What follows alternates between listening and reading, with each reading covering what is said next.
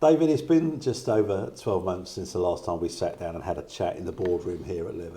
Can I say, it's the only time I get an invite into the boardroom, so it's quite nice to be here. It's all right, you're welcome anytime. I know, I'm only joking. You're normally quite busy on a match day. To be fair, when I come in, Grace always offers me a cup of tea and something to eat, but yeah, I'm normally flying around the ground. How's the last 12 months been? Yeah, good question. Busy, hectic, but ultimately, I think pretty rewarding. Actually, it's. I've never been chairman of a football club before, so for me, it's been a massive learning experience. There's no manual on how to do this job, but yeah, it's been good. And is it? I know last time we spoke, and I asked, in terms of taking up your time, how demanding, and was it demanding? And you said yes, very demanding. Yeah, that hasn't gone away. I think you made a comment about Gail finding it very demanding as well, because she was seeing less of you and hearing less of you at the time. And has that not changed at all? No. If anything, it's as we've got to grips with what's been going on at the club and got our hands around it, then it's actually probably got busier. But I think for me, it's just a massive positive. The last 12 months, we've stabilised the club, and stability and unity really were the two major objectives, I think, for the last 12 months. And I think we've achieved, both on and off the pitch, we've achieved stability and unity. And those are really sort of like sound building blocks for the future. And I think when you talk about stability on and off the pitch, if you look at the on the pitch stability, that's been reflected a little bit recently, isn't it, in the numbers coming through the gate at home? Yeah, that has, and it's a results business, and if you win games, people come and want to watch you. The thing I was just thinking about was that we have also upped our game on the commercial side. So we've done family free tickets to try and get new people to come and try us, and hopefully they'll come back and they'll spend money in the bar and the tea bar, and that's been very successful. So we ran a campaign in November and December and we sent it to 18 local schools, and we had over 500 people use that. That was for one game in that period, the November, December. Brilliant. And a mix, obviously adults and kids, but a total of 500 individuals came in under that scheme over a course of a number of games, but probably the vast majority, 99% of those wouldn't have come. Yeah, it's funny you said, because one of the games I came down to, I noticed quite a few new faces. Yeah, and it changes the atmosphere a little bit when there's a lot of younger kids. The noise level goes up. We sell more chips, that's for one thing. So yeah, it's something we are going to repeat. We're in the middle of repeating for the first 3 months of this year. Okay. I've got some questions from some of the supporters. I'm going to come on to them in a second, but I just want to talk to you. I know it's not your department as such, but let's talk a little bit about the football at the club and where we are in the league. We're sitting third at the moment, doing pretty well. Yeah. Just from a chairman's perspective, how do you think we're doing this year? I think we're doing fantastic, and if I look at the 12 months since I've been chairman, that goes over 2 seasons. So at the end of last season, we very nearly made the playoffs from a position in October 22 when I first became a director, where we were, not doing so well, and we changed the manager. Hayden came on board, and we nearly did it. We nearly got to the playoffs. Well, funny, I interrupt you there, and I apologise for doing so. But I remember saying to you at the time, we'd gone on this poor run of form, hadn't we, just after Christmas, January, which was unlike us at the time. And I said to you, I remember in the last week, I actually said to you, can we not now concede that the playoffs is probably one step too far for us at the moment? And I think what did I say? I think you said either probably or possibly. And then that was it. They went, I don't know whether Hayden showed the team the video as a result of that. And then they went on this brilliant run again, and they narrowly missed out. And perhaps Hayden used that as motivation, I don't know, in the dressing room. But it was great, because it was literally again right up to the last game, wasn't it? And then Yeah. we sadly missed out. 1 point. 1 point we missed Yeah. out. So let's not forget, the progress we made last season, and then this season, it's the best start for this club in league start in 60 years. I mean, that goes back past, the team of the 70s, Wow. that everybody talks about. So, and being in third position, I think, we are in a really good place. And I see, it's not a straight line. We know have been issues, there will be setbacks, and I know, Hayden said that in his interview. But it's true, and, the momentum is positive though. And the other thing is, and I talked about stability, is we have a group of players that we've had all season. The same players, basically, the same squad, recruited in. Most of them came over from last season, but did the business early pre-season, and that squad is pretty stable, and that's important for a number of reasons. Obviously, on the pitch, they're getting to know each other more and patterns of play and so forth. But for the supporters to be able to identify with a group of players that isn't changing all the time, I think is actually really important. I mean, you remember, a couple of seasons ago, we went through 80 players and 5 managers in one season. Can I just say, from a media manager's perspective, okay, Yeah. when I see players and I think I haven't got a clue who that is, it's not great. But now, I can recognise them. And I don't get to come down and watch every game, unfortunately, but I can turn up on the next home game and I will know every player on that pitch. Yeah. Which is good for me because, as you say, 18 months ago or so, I would have been struggling. There'd have been lots of people around me. It was chaotic and mayhem, and if nothing else, the secretary's role was terrible. The registrations that we were doing, but we have a good mix of experienced players, people like Ollie Cook and Kenny Beanie and Fabio. These are quality individuals, both on and off the pitch. They're great for the club. And then you have the youngsters. I've written them down because I want to remember them all. Fikayo, Jamie Splatt, Luther, Alpha, Trevan, Michael Alecci. These are, the next generation of Fabios and Kenny Beanies. And you can see the guys, you can see them developing, and then you've got players like Tyler Cox and Trey Maschini, a little bit more experienced, but again, under Hayden's guidance and Junior's guidance, and with the experienced players, you can see them developing.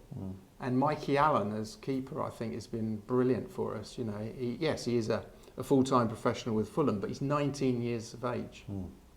And he's been fantastic for us. So, that stability is not just off the pitch, it's on the pitch.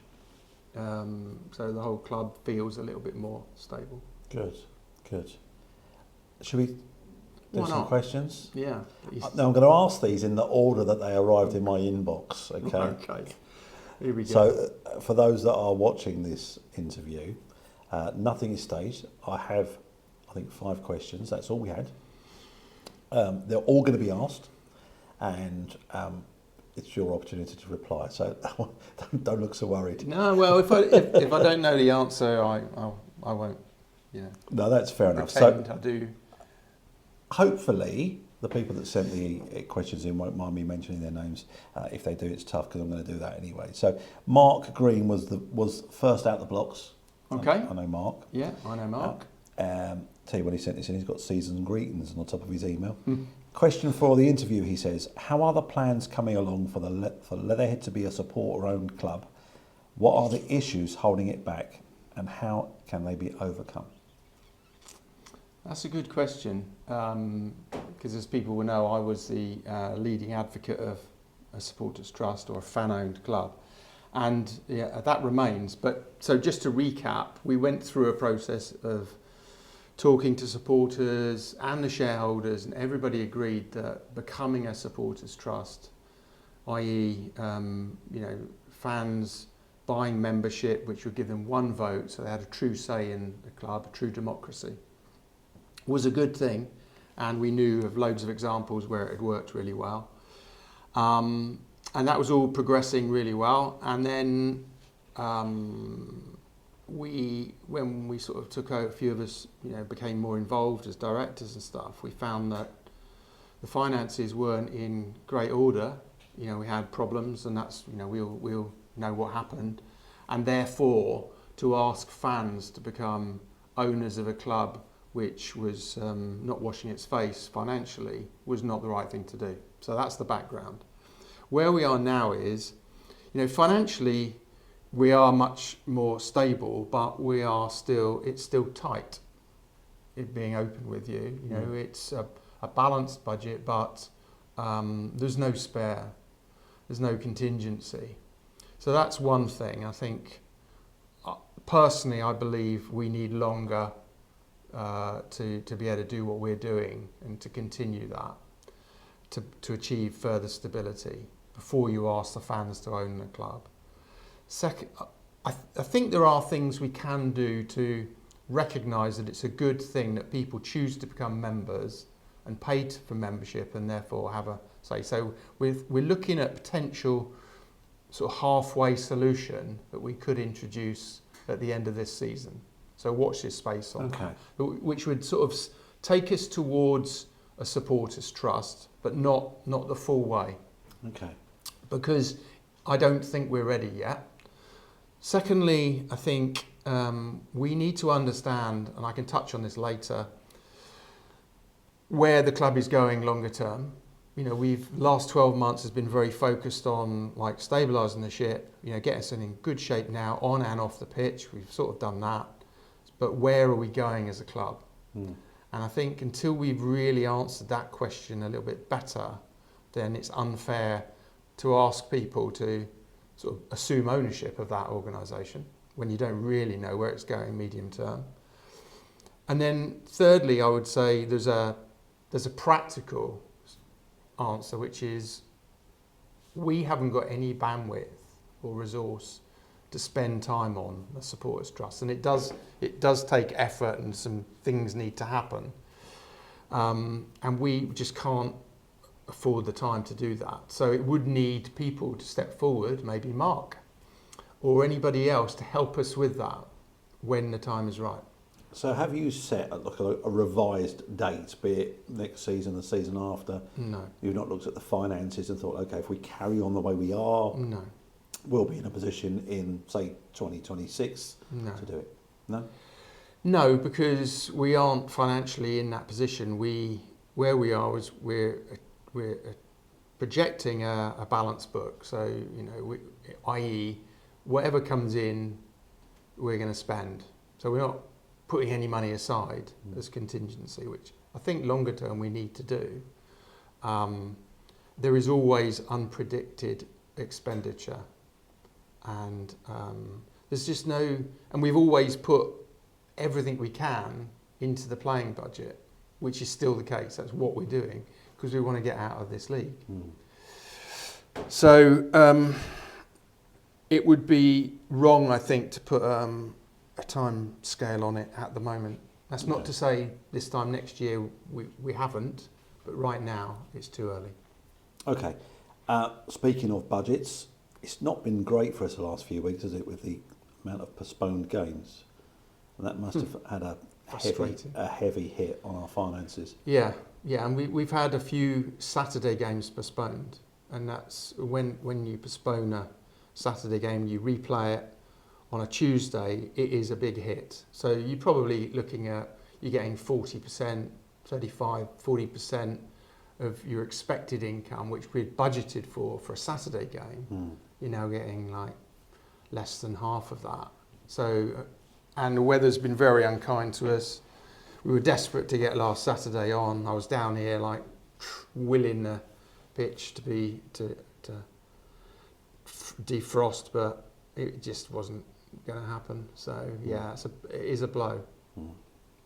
Yeah, I can well imagine the. And that's not, that's not an uncommon thing in non-league football. I mean, and I think that has been the case at this club for many, many years. Right. So when you forecast, Mm. do you forecast at 100%? So if you've got, say, 2 home games in the next month, Yeah. you know roughly what you take on a home game. On average, you can do that over the Yeah, course yeah, of, say, yeah. 3 We know days. that. Yeah. And but do you forecast that 100%, or in the winter months, do you sort of rein that forecast back at, say, We rein it back. 60%? We rein it back, but based on you're learning from what's happened in previous years, both in terms of what you think the take will be, both at the bar, both at the turnstile, the T-bar, and the number of games previously that have been postponed, but we just seem to have really been badly affected this time. So yeah, we do that, and it's also like a rolling cash flow. So we're not just sort of like saying this is it for the next 12 months and that's it. It's stopped. Every month, Lawrence is reforecasting based on what's actually happened, and then our view again. So if we're like 6 months through the year, we know what's happened for 6 months. We'll then look at 6 months ahead. Then after 7 months, 5 months ahead, and it will change all the time. And I suppose it's wise to revisit on a regular basis and review on a regular basis, especially with the weather being the way it is, with the amount of campaigns we've had. Yeah. I've become a weather forecast bore. I just spend my whole time looking. When we've got a home game coming up, I'm just looking all the time and the forecasts are useless. Well, what you should do is you should listen to Surrey Hills Radio on a Saturday morning, David. The chap that does the radio show does the weather in the morning, normally between 9 and 10. That's a free I plug. know he does, and he plays good music as well. I've played it, yeah. Yeah. Let's not go into Grove that. Cider. We won't need to talk about your music. I will touch on that, actually. We'll touch on that at the end.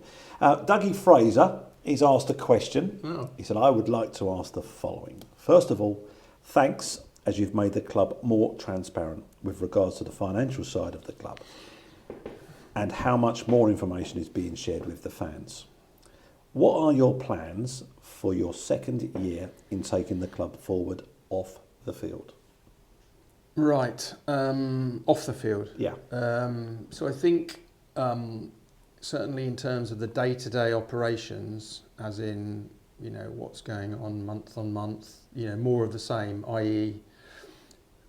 control of the finances, knowing what's going on. I mean, that's been the big changes. We've got a handle on it, and that's for good or bad. I mean, sometimes, as I said, unpredicted expenses come out, or things cost more than you thought they were. But we've got a handle on it, so we're controlling that, and we have procedures and processes in place. So that's got to continue.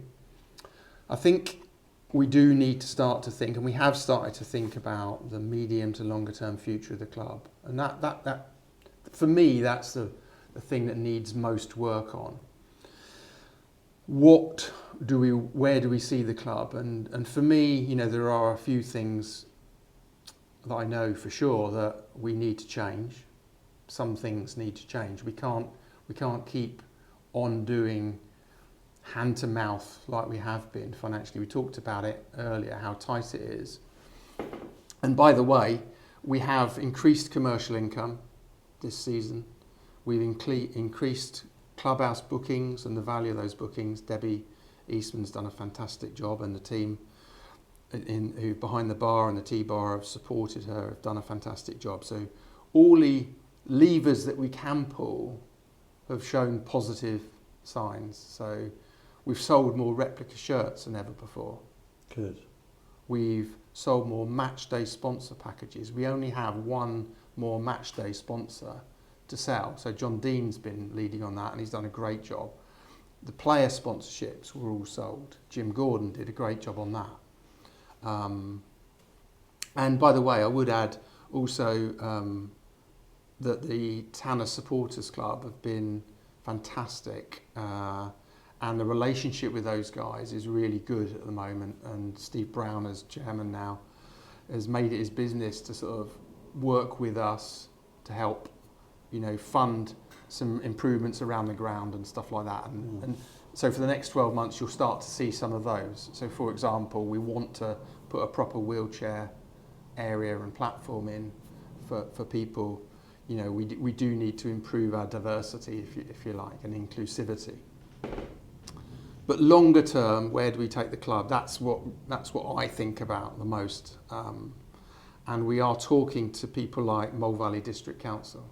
So on the 1st of March, I wrote to the CEO and said, we'd love you to understand us a little bit more and support us more, and can we talk about that? And she said yes. So the CEO of Mole Valley District Council, Karen Brimacombe, the leader of the council, David Cooksey, and several other councillors who have particular cabinet portfolios are meeting us on the 1st of March here. Okay. And we want to tell them about our plan. And our broad vision and plan for the club is to become much more an essential part of our community. That is critical. We have to not just be, Leatherhead Football Club playing every fortnight at home. We've got to become a more critical part. And by that I mean, a home for people who want to play walking football, blind football, girls football, blind football, disabled football. Football's a universal game. It's growing massively, particularly in things like women's football and other groups. And we need to respond to that and be part of that in the local community. And the problem we have is the current facilities at Fetcham Grove just won't allow us to do that. So those sort of really big questions are the things that we need to talk to other people about. And the council are our key. The council are our landlords, so we need to talk to them about that. And that presumably would mean us opening up that debate again about having forgive me, is it 3G or 4G pitch? 3. Is it 3 nowadays? Yeah, let's call it an artificial grass pitch, an Why not? AGP. That's what everybody else. So, and by doing that, of course, that means that we can have youth clubs, we can have the younger players from Leatherhead Youth coming around, training during the week. We can, and the revenue comes in, and as a result, which is what everyone's doing. And it's a well trodden path, but the biggest difference for us is we haven't got the money to invest, so we do need to think about being more open-minded in maybe seeking investment into the club. So we've called a shareholders meeting for the 2nd of March to talk about these bigger issues with them. So we need to think a little bit differently. If we keep thinking the same things are going to happen. And I see it as my job as chairman to be a catalyst for that. I'm not going to do this. I'm not going to achieve all this myself. There's lots of stakeholders in this club business, but I can be the catalyst for people talking about that and trying to get it going.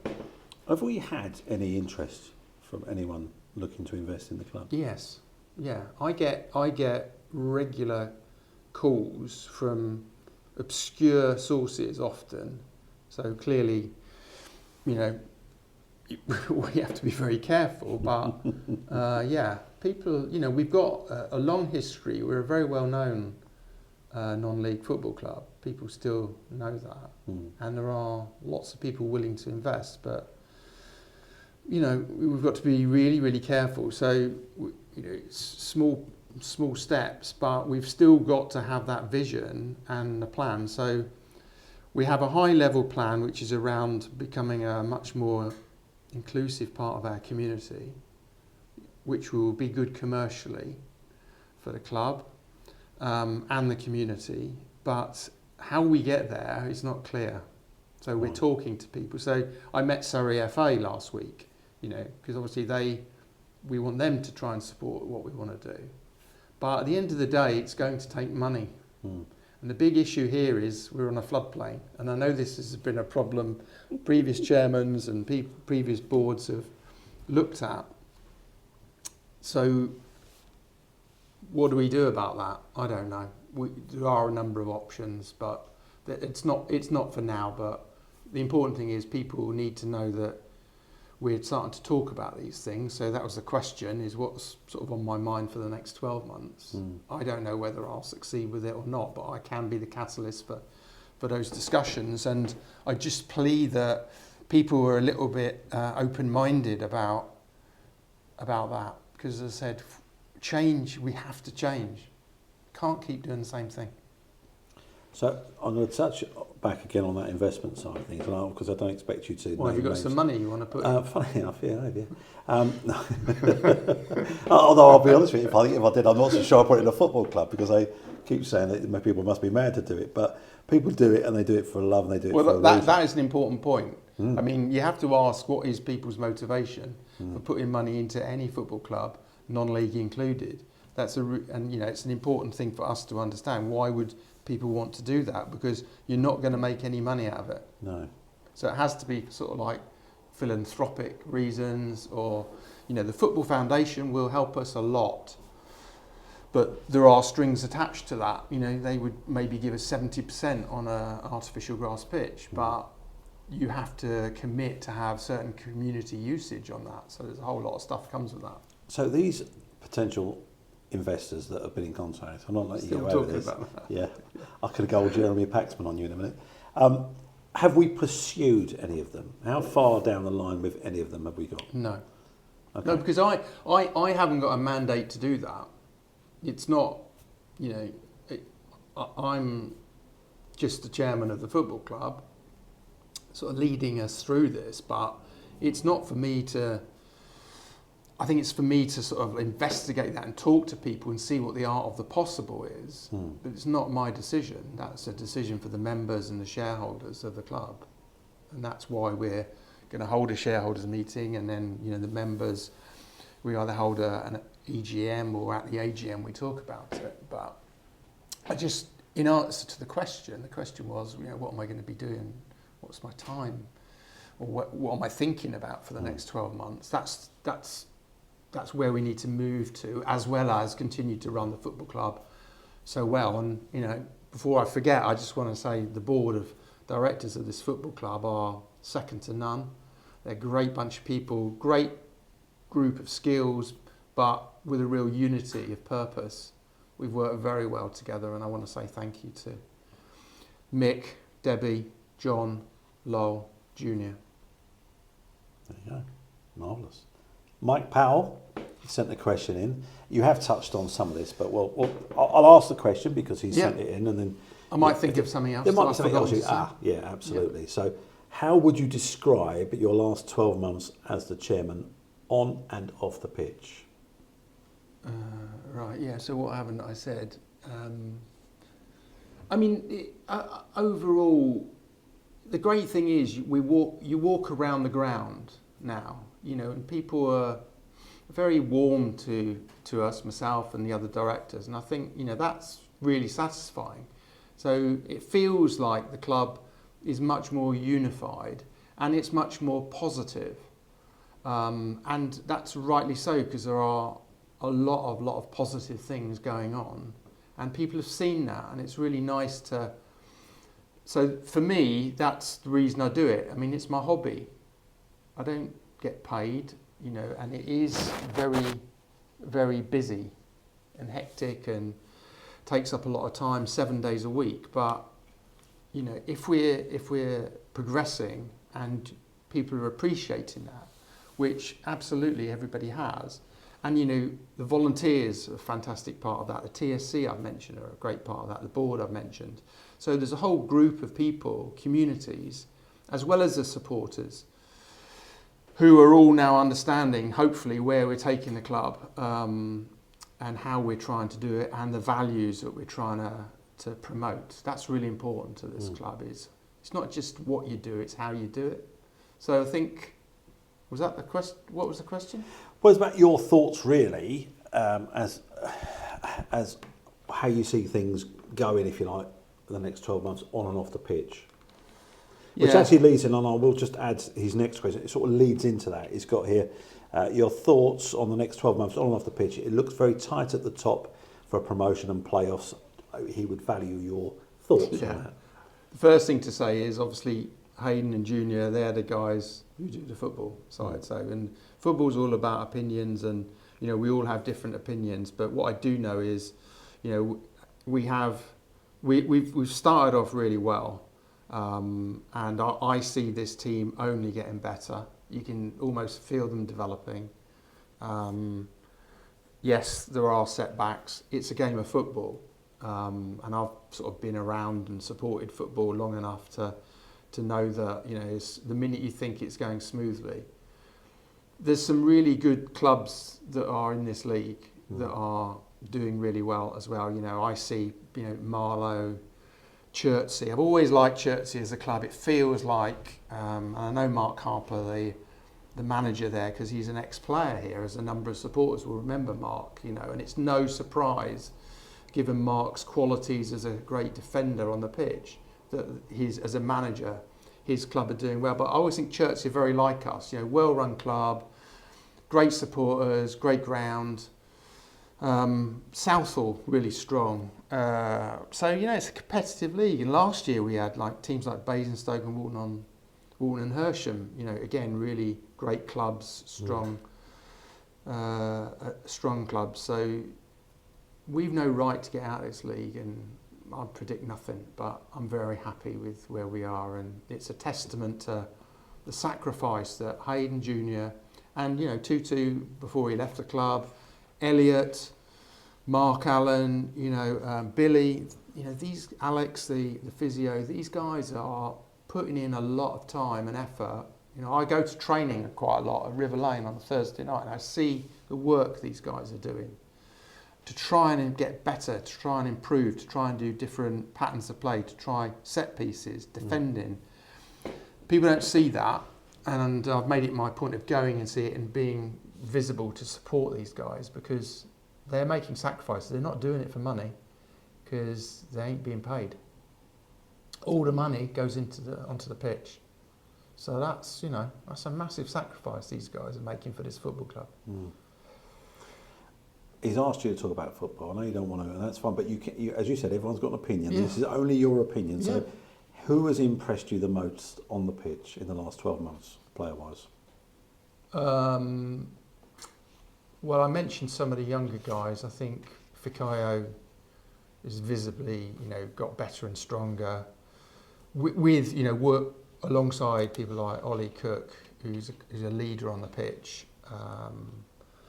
Kenny, I think, is just class. So I like him a lot.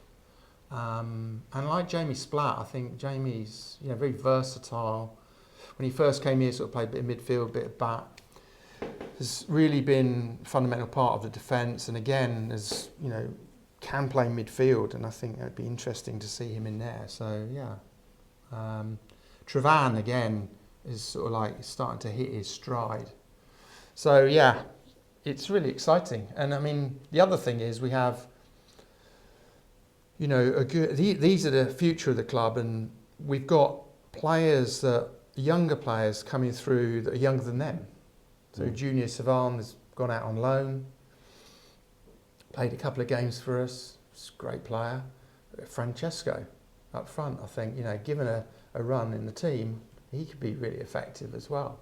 And there's, you know, this is the great thing about, you know, working with Juniors Academy at Sparta, is that, you know, we have a really good supply of talented, really talented young players who we can provide a showcase for, and we can help develop because we have the senior players alongside them. You know, it's a win-win. Good. Chris Hoskin, 7 in. You've already answered the first one. I'm going to read it, but you know, unless there's anything else you want to add, it looks like you've already answered it. Is the club more financially stable than when you took over? Yes. Yeah. And that's probably all we need to add to that, because we've already covered a bit of the finance. Yeah. Here's one though for you. Defensively, we've been solid this season, but severely lacking a prolific goal scorer. Yet we've let 2 leave in Tarps and Tommy Stack, who left us last week. Was it for financial reasons, and are we looking to sign someone to replace them? No, those were football and individual decisions. I mean, it's not really my place, because it's, you know, this is Hayden and Junior, it's their department as it were, but obviously I was sort of involved in sort of discussions. It's very much a team effort. Something just fell off the wall. Wow. Am I glad I wasn't sitting another 3 feet to my right? Otherwise, you might have heard me. That'll be a job I'll have to ask somebody to do. We'll leave that in for comedy value, Yes. shall we? Right, okay, crikey. So I think Hayden said in his interview a couple of days ago, you know, the position with Tommy was, you know, he wanted to play all the time, and you know that couldn't be guaranteed. So, and you know, he was coming round from Essex, you know, to come all that way, and so you know he decided to go somewhere closer, and made him a good offer and so forth. So that's that.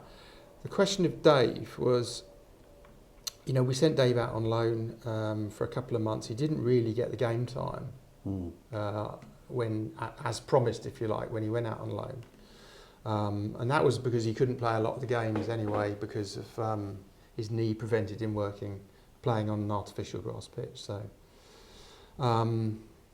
but he, again, coming a long distance, and again, there wasn't, you know, Trevan was doing great. So couldn't guarantee him, and you know we have a lot of opposition that play on artificial grass pitches. So he asked to be released from his contract. So after discussion, you know, and again all of these things have to be discussed, you know, and it has to be right for the player, has to be right for the club, etc., etc. So money was not on both cases. Money was not the prime driver on those. And as you know, I've got a son that plays football, and I can tell you now that he absolutely would be willing to play for someone if he was going to play on a regular basis, then go up the road and earn twice the amount of money but sit on the bench. So, yeah, they want to play, and you can completely understand that. Well, you got to remember, you know, Dave's got a young family, and it's not just matches. It's Tuesday and Thursday coming to Leatherhead from Reading or around there on a winter's evening, you know, I think and you're not getting a game. But people forget sometimes that they're part-time players. Yeah, with jobs. So they've got jobs as well. Yeah. And, you know, they have to leave work early to get here on time for training on a Thursday. That's right. Yeah. And they don't get home after a game, an away game, maybe till midnight, midnight, and then they're up again the next morning. Yeah. I Did that understand. answer the question? Yeah, I think it did, yeah. Yeah, absolutely. Aaron Bellaby. Yeah. Sorry, someone knocking at the door. Sorry, that's Mark asking if we're going to lock up. Is that Mark? Because Mark, yeah. Oh, he looked different. I don't know. Because Peering he through normally glass. locks up, and I forgot to tell him that we were in here.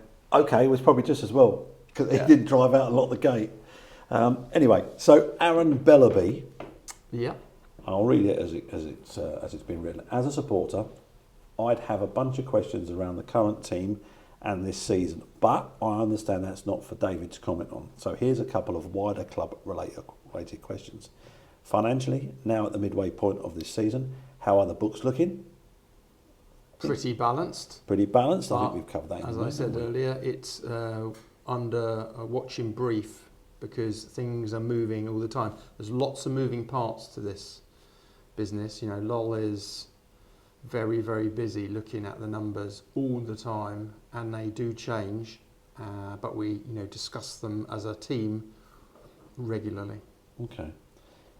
I know the last few months have been particularly bad weather-wise, but given climate change, longer term, are the club looking at a solution to help for the future, given our fragile, I like the way it's phrased that, our fragile geographical position at Fetcham Grove?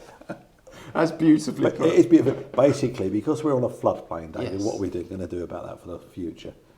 I refer you to my previous answer, but it just reinforces, and it is really well put. The major issue is, you know, to achieve our football goals and our community goals, we have to do something about the playing surface and the facilities.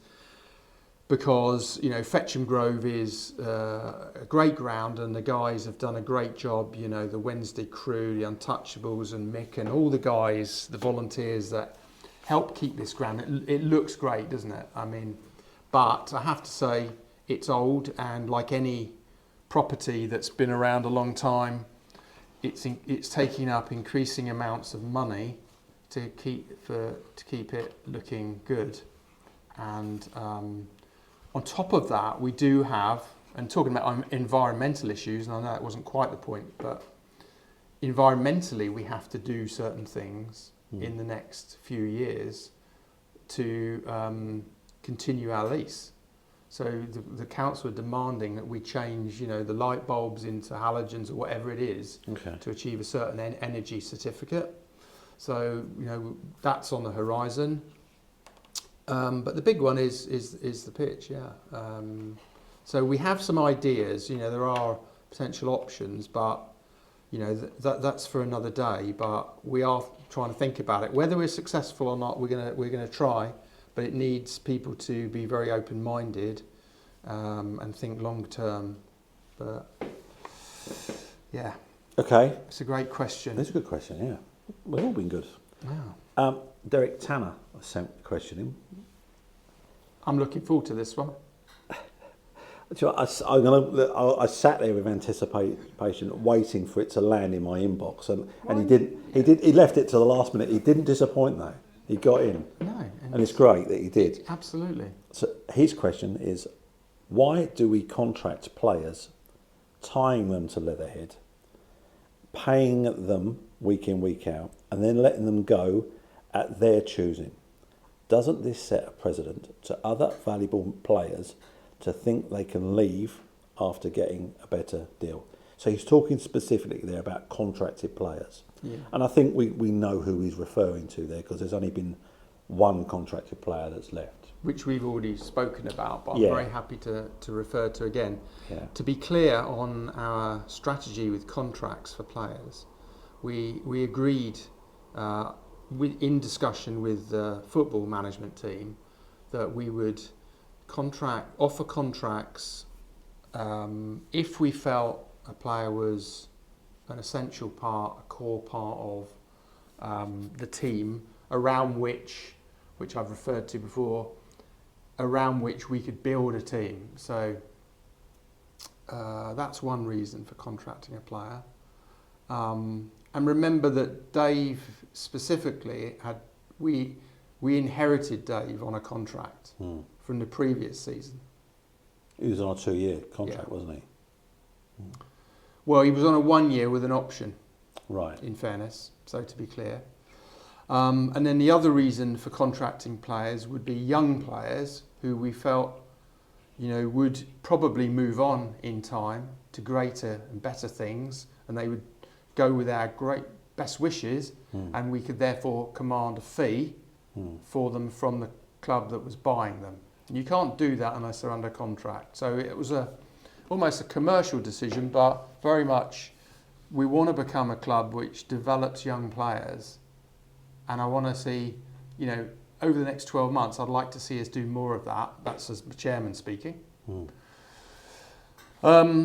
Specifically, that one that we talked about with Dave, as I said, he initiated that request. He asked for that. And after discussion and all things considered, and nothing is black and white, we have to make some compromises and do what we think is best long term for the football club.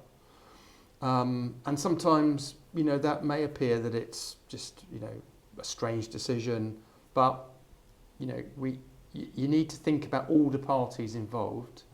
And in the end, we don't want to be paying players who A, aren't playing, and B, don't really want to play and don't see their future at the club.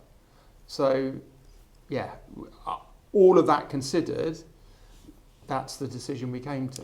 I think I've spoken to Derek around the ground a few times when I've been here on match days, and I think with the Dave Tarby thing, I think his view, hasn't quite put it in there, but his view is that actually if another club had come in for him, surely that's an opportunity for us to gain some money, if that was possible, for him to depart. Yeah.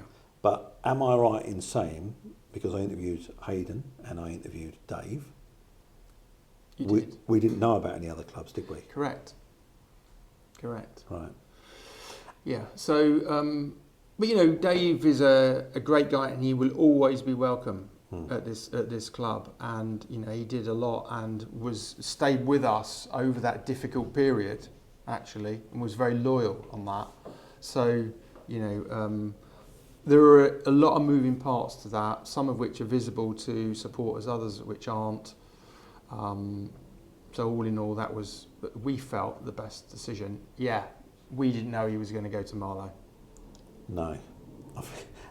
And look, it did turn a few heads when it was announced, I think the following day, or perhaps the day after, but it certainly wasn't very long after leaving us. But then, as you quite rightly said, with a player of Dave's quality, he's never going to be sitting at home waiting for the phone to ring for too long, is he? And, you know, Marlow won't be able to play Dave for the same reasons we weren't able to play him. They're in the same league as us. They're playing the same number of opponents who've got artificial grass pitches. And so, you know, is that value for money? That's a judgment call. Yeah, and only they will be able to answer that. So I understand the question. It's a really good question, and you know, you just have to say, well, you know, at the moment, we and the management team have to make these decisions, and we're not always going to make decisions which everybody agrees with all the time. That's not the name of the game, I'm afraid. And it's always going to, it's very easy to look back now, isn't it, after it's happened in hindsight, and look at it and say, well, we should have done this, we should have done that. And that's no disrespect to Derek here. But if you go back previous years, we've had the likes of Dan Gallagher leave and go to Dorking and do quite well. We've had Charlie Hester-Cook go there, didn't work out at Dorking, but he's now at Horsham. So I think when you see our better players suddenly leaving and we don't even get a, you know, thank you very much and a fee for that, I suppose it is frustrating for the fans because, you know, these little things can help a club, especially when we talk about finances and how difficult it is. But and I have explained that, you know, as part of the sort of the business rationale behind contracts, you know, we do want to contract younger players and only essential players to the core of the team otherwise. So we're in the first season of that. So, you know, we've never really had a strategy for contracting players, I don't think. It's just been like whoever the manager wants to offer a contract to, whereas we've actually put some parameters around that in discussion with Hayden and Junior, and, you know, it's worked pretty well, I think. But, you know, we have to be flexible. That's fair enough. That is the end of the supporters questions, all the ones that I had sent in. I've got one in the back of my mind from somewhere, and I can't. Apologies if I've missed someone's question. I do apologise, but it was really about some of the band nights and some of the functions that we put on in the club. Have we got any more plans to do anything like that? Well, we're sort of thinking about it all the time. I mean, the clubhouse, as I mentioned earlier, has been fantastic, and it's a huge source of revenue for the club. And I have to say, Debbie has been absolutely fantastic taking that responsibility on. It is a big responsibility as licensee and then organising, but we've upped the hires, and they are, you know, remunerative for the club. So that's other people hiring the clubhouse. So, you know, we don't want to get in the way of that, but usually that's a Saturday night. Friday nights are usually free. We have done the odd band nights and maybe race nights, I think, with the women's team and stuff, and I think the TSC may be organising some stuff, quiz night. But the key issue is we would like to do more of our own events, but there's two issues. One is, you know, if we do a band night, we have to pay bands to come. So we're almost like we're taking a punt on it. So we're putting money up front, and then you're hoping to sell the tickets. The second is a more practical one, which is resource, which is I've tended to do those band nights. I just cannot. I haven't just not got the time with everything else going on to do those. So if supporters watching this would like to organise an event in the clubhouse on behalf of the club to raise funds. I mean, we did the Chris Kelly night, it was a great night. But again, I organised that. But we need some help. And one thing I didn't mention, and I want to mention, is that, you know, when a year ago, I think I said something like, you know, people want to get involved in organisations that are doing well and it feels good. And at the time I took over, it didn't really feel very good. So you can't blame people for, in fact, people want to get off that. And what we've seen over the last year is not only the existing volunteers who are fantastic, we have attracted new people. I mean, you have on the media team, I have on the commercial team. You know, we're hoping on the community, at what we call community outreach, which is basically our relationship with local schools, we are, you know, taking that a step further as well. That is a sure sign that, you know, it's a better place for people to get involved in. It feels like we're starting to get success, i.e., you know, it's starting to feel good to be involved in that. You know, people, it's their spare time.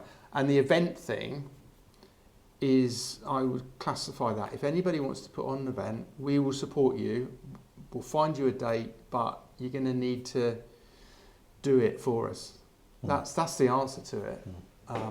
So basically, we just need some help on that side, which is fair enough. We need continued help all around the ground. But you know, for new things, you know, please, by all means, you know, step forward and we'll help you. We'll help you financially. We can help you with expertise. But actually, physically organising it, we're sort of pretty stuffed as a board. We can't really do much more. No, it's fair enough. You mentioned community stuff. I just want to comment and mention Dave, of course, who is fantastic, unbelievable as our match day mascot Swannell. First of all, just to touch really on what he's been doing in the community, he's been out and about quite often, isn't he, at the moment, doing stuff for the Swan Centre, doing stuff for the Children's Trust as well, and turning up in his outfit. Yeah, and fantastic.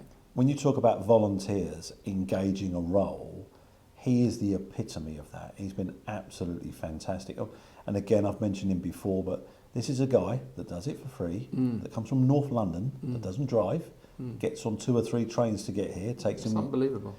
Over an hour to get here, and has been absolutely phenomenal in doing what he's been doing. So I wanted to thank him personally. Me and the media team aside, they all do a great job for me, but I just wanted to mention him in particular because the media team do a great job for me, match days.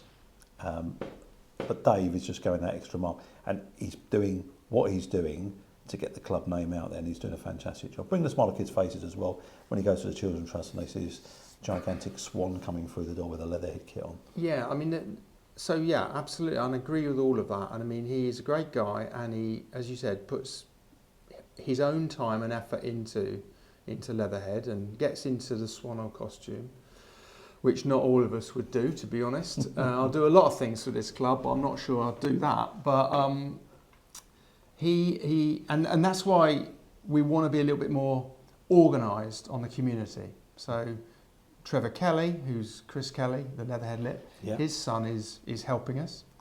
Okay. To forge relationships.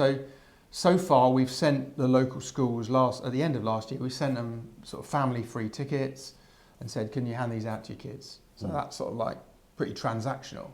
We're now going out, we've now gone out to these schools and said, can we come and talk to you? Can we come and see what you want? Can we maybe get the manager and a player down for a school assembly? Or can we host you a class here at the club on a match day to experience it? So, and we start to develop relationships with the schools, because when we do that, they'll bring their parents, and we start to build, and with success on the pitch, they have a great time. Parents have a pint and a drink, glass of wine. They buy a burger, chips, it's good. But Dave is very much part of that community outreach team that we're putting together now. And I've talked to him about it. And, in fairness to him, he's very often been like a lone wolf, can I say that? Or a lone swan. Or a lone swan. A lone swan. Now we need to give him a little bit more support and structure around that. Particularly if, we see our future as a community-based club. We've got to show we're serious with this. So that's, again, in the next 12 months, something that I'd like to see us, and we are, with Trevor's help in particular, moving forward. I do want to mention a couple of people as well. You talked about, a lot of the volunteers do work which is unseen. Chris Harris, up on the gantry. We all watch the YouTube highlights, and that doesn't magic itself from nowhere. He's up there, come rain or shine, warm weather, freezing weather, and doing the video. And I'd like to say thank you to him. Your media guys are fantastic, because a lot of that is not seen. Ryan and so forth. and you, I'm going to embarrass you now, the amount of work you do on the website, which we sort of share, but you do most of the work, I know, with this sort of stuff, you know, the interview with Hayden, this is a Monday evening, you're giving up your time. So thank you, Simon. You know, Thank you. and people don't see it; they just see the end product, but they don't see what you're putting in. So, but when we're all moving in the right direction, I'm hoping that feels like a good thing to do. Yeah, and if we weren't moving in the right direction, you wouldn't get the buy-in from the volunteers that you get. So it does just sort of show that we're doing some good things on and off the pitch. On and off the pitch, which means that the volunteers are quite prepared to do that little bit more, which is brilliant. Yep. Cool. Now, before you go, we spoke about it last time. Away from football now, Yes. so you can switch off. Okay. Yeah. How's the music going? The music's going really well. Yeah. In fact, I should have brought my banner, shouldn't I? Grove Cider. But yeah, no, my second album is, so this time last year, I think I just released my first album. Yeah. My second album will be out February, March. Got 7 songs recorded, 3 more. I'm in the studio tomorrow. Loving every second of it. Good. Living the dream. Bringing these little songs I write on acoustic guitar to like full treatment. Loving it. You're gonna have to grow your hair long if you want to be a proper rock star. You know that. And thank you for sending me those your songs as you release a new one. I got your Christmas one. Just remind the viewers and listeners what it was called. Have you seen my baubles? Okay. That should have been Christmas number 1. It was up there as up Yeah. there with Band Aid, if you ask me. It was Yeah. very good. Yeah. And I played it as well. I know you did. Thank you. I played it for you. Yeah, Yeah. a number of people played it. There you go. Thank you very much. Brilliant. So that's all going well. Yeah. Good. Anything else you want to say? Because this sort of half an hour chat that we were going to have so far has lasted 57 minutes. Oh, damn, is it? Yeah. Okay. I'd sort of, So we should sum up, really. Well, I mean, I guess that is there's lots of moving parts to this football club, and getting your arms around all of that is quite hard work. But it's I'd like to say thank you to the supporters, the volunteers. That's and I know there are going to be some ups and downs because that is football. That's the only problem with this club is that there's a football match that has to take part, and that could go one way or the other. And we've got a great team and they're developing well, but there's always going to be setbacks because things happen on the pitch which are unpredictable. So stick with us and be vocal with your support. I know the players, talking to them at training and stuff, they really value it, and it was great at Rangers Park Vale game when people started singing again. It sort of felt like it was really good, and that spurred them on. And I know it's a two-way thing. So yeah, please, more of the same. Keep coming. Get your friends along. Volunteer if you've got a bit of spare time. But thank you very much. Brilliant. And from a fan, from a volunteer, thank you to you and to the rest of the board for all the hard work that you've done this year. We can certainly see the difference, and that's being reflected, not just from what I see, but obviously what from other fans see as well, because they're putting that in their questions. And stability was always the key, really, here, wasn't it? And it looks like you and the team have finally got a hold on it. Yep. And we're moving in the right direction, which is brilliant. So well done to you and the team. And on that, thank you for your time on Pleasure. a Monday night. Yeah. And we'll do this again towards the end of the season or after? Yes. Yeah? Yes. All right. In the summer, maybe. I won't pin you down to a date, but we will definitely do this again. Yeah, no, thanks, and do Simon. a further update. It's been great. Cheers. Top man. Cheers, Bye. David.